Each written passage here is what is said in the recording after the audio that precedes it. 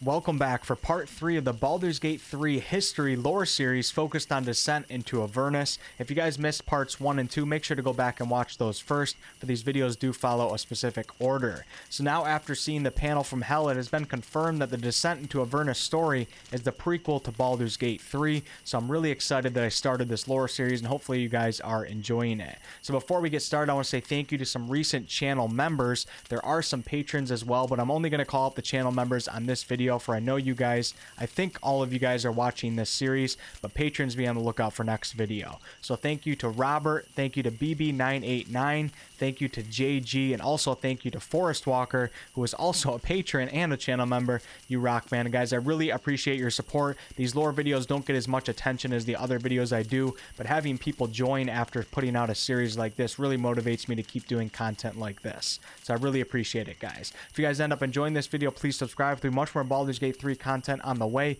Links to my Twitter and my Discord server will be below. Let's get right into it.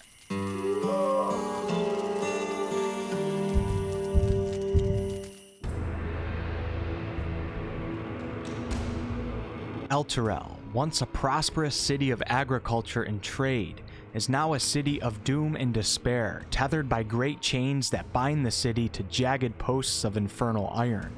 It would have already been completely overrun by devils if it was not for a massive surge of demons attacking the devils on the ground below.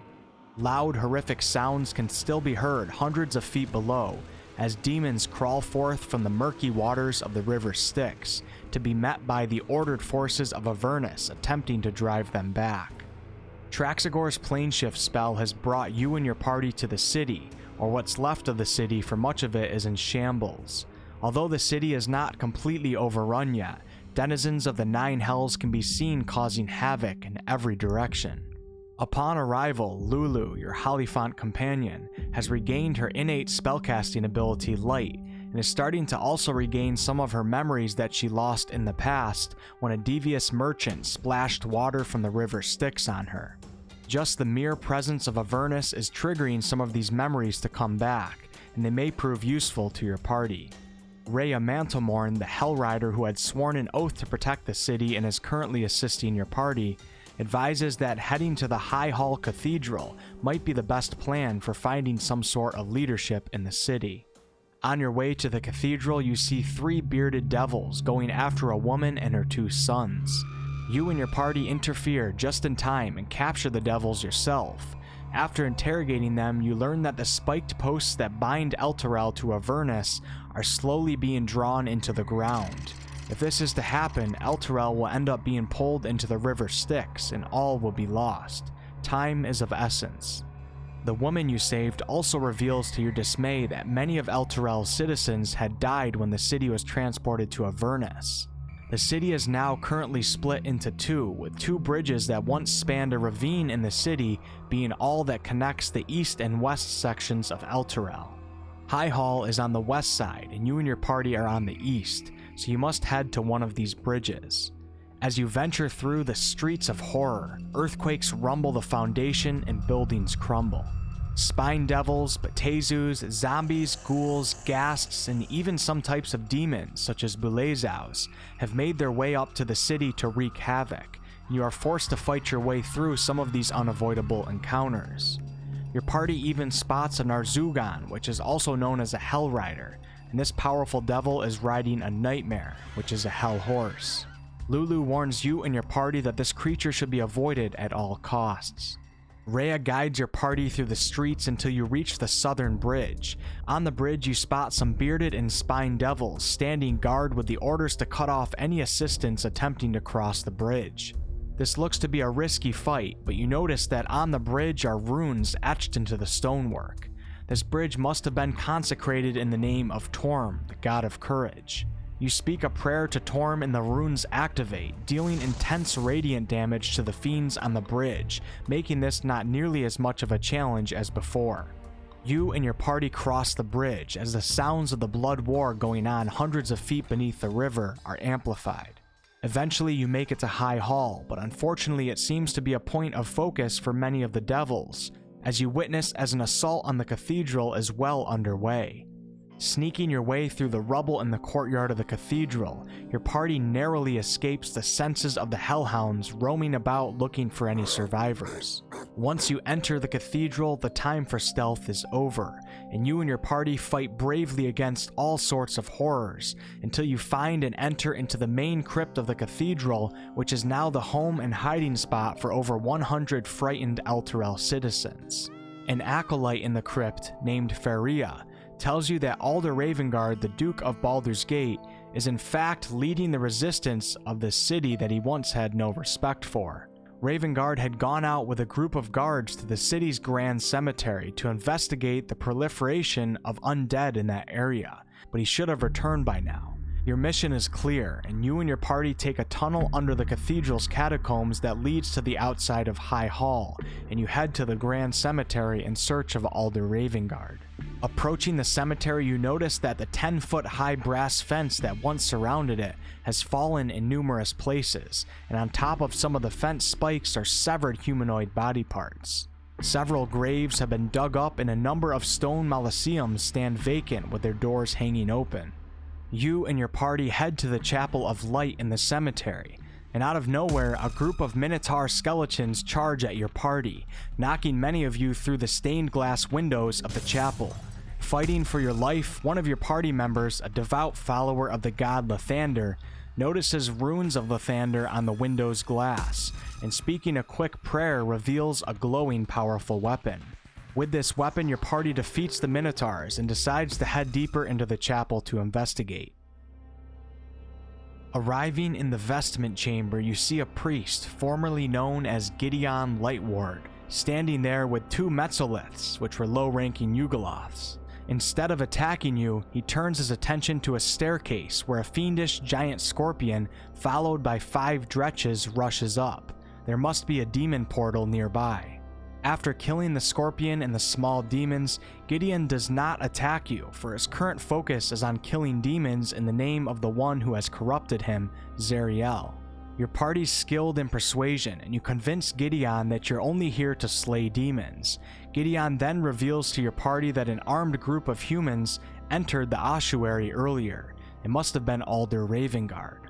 Leaving the chamber behind, thankful that Gideon seemed to be in a good mood, you and your party moved on to find the Vault of Ascendance. You immediately notice a man with armor emblazoned with the emblem of the Flaming Fist, and a shield slung over his back, crouching among the many bodies scattered throughout the room.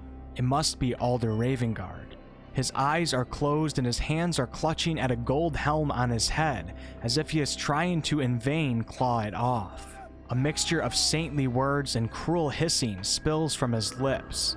After fighting off some wild-eyed minotaurs that have came from the portal nearby, Rhea notices that Alder Ravenguard is wearing the Helm of Torm's Sight. This helm is supposed to allow its wearer to establish a connection with the god of courage himself, Torm, but it seems like that connection has been compromised somehow. This likely has to do with the portal nearby that demons are using to enter the city. Alder seems to be battling a demonic presence that is attempting to take over his connection with Torm. You then remember that the acolyte, Faria, you talked to back in the main crypts of High Hall, specialized in exorcism and possession, and that might be the best bet for helping Alder Ravenguard escape this fragile mental state that the helm locked on his head seems to be causing. Returning to the cathedral, Faria says that the demonic essence intertwined with Torm's presence by the way of the helm can be cast out with the proper ritual spell. As the ritual takes place, demonic spirits loyal to Baphomet emerge from the helm as 2 will-o-wisps, but your party resists their attempts to disrupt the ritual, and Alder Ravenguard ultimately regains his faculties, and he has much to reveal to you. The god of courage, Torm, has shown him a path forward, and although his vision was clouded and warped by the demonic essence, Alder is able to recall his spiritual journey. He remembers seeing a bloodied woman in armor carrying a long sword fit for an angel, and she is accompanied by a golden elephant with fluttering wings.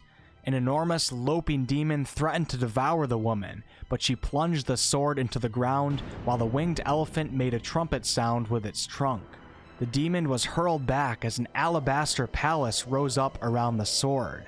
The winged elephant took to the sky of Avernus, where it watched as a bloody scab grew up from the ground to engulf the palace and the demon. Then the winged elephant fled and wandered in delirium until it came upon two odd bird-like humanoids, standing next to a strange infernal vehicle.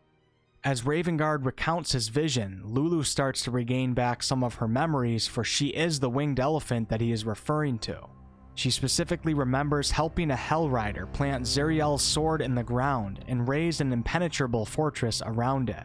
After this realization, both Alder Ravenguard and Lulu are convinced that the sword of Zariel is the key to saving Elturel. Then, unexpectedly, Lulu excitedly begins flapping her wings, for she now remembers the two bird-like creatures' names, Chuka and Clonk. She recalls them taking her to an infernal junkyard called Fort Knucklebone, where they built and repaired infernal vehicles designed to move quickly across the wastelands of Avernus. Lulu quickly flies up to the top of the broken cathedral and overlooks the blasted landscape of Avernus below Elturel. Returning back down, she tells you and your party that she can see Fort Knucklebone in the distance. Your mission is as clear as it's going to get. Help Lulu find Zariel's holy sword, for it may possess the power you need to free Elturel from Avernus. Heading to Fort Knucklebone and speaking with the Kenku might be a good first step. Alder Ravenguard and Rhea decide to stay back to help the citizens of Elturel fend off the horrors of the 9 hells that have infested the city, as you and your party devise a way to escape the city and reach the blasted wastelands below. Climbing down the massive infernal chains will prove difficult, and it's extremely dangerous. Even if one was to survive the fall and land in the river Styx, the hordes of clashing devils and demons below would surely brutally kill you. Without the ability for all party members to fly, your party decides to create their own flying devices. Someone in your party just happens to have familiarity with creating gliders, but you don't currently have the resources. Your party then stealthily heads back into town and acquires the raw materials needed to create these gliders, and then gets to work. All of the methods of getting down off Elturel carry their own weight and risk, but gliders ought to give you a bit of speed and also keep you high enough over the demons and devils to hopefully reach land safely behind them. Once the gliders have been constructed, your party gains some high ground and jumps, soaring off the edge of Elturel. Lulu follows behind. The worst thing that could happen right now would be for winged devils or demons to attempt to interfere with your flight, but it seems they are far too busy trying to win in the war below. Some glider complications that you and your party experience almost bring this group flight to an abrupt end, but your party's intelligence and wisdom allow them to quickly correct the complications, and everyone safely lands to the ground past where the battle is going on. Now on the ground, you and your party look up towards where Fort Knucklebone should be located. There's no time to waste, so Lulu begins heading out, and your party follows into the shattered hellish wasteland.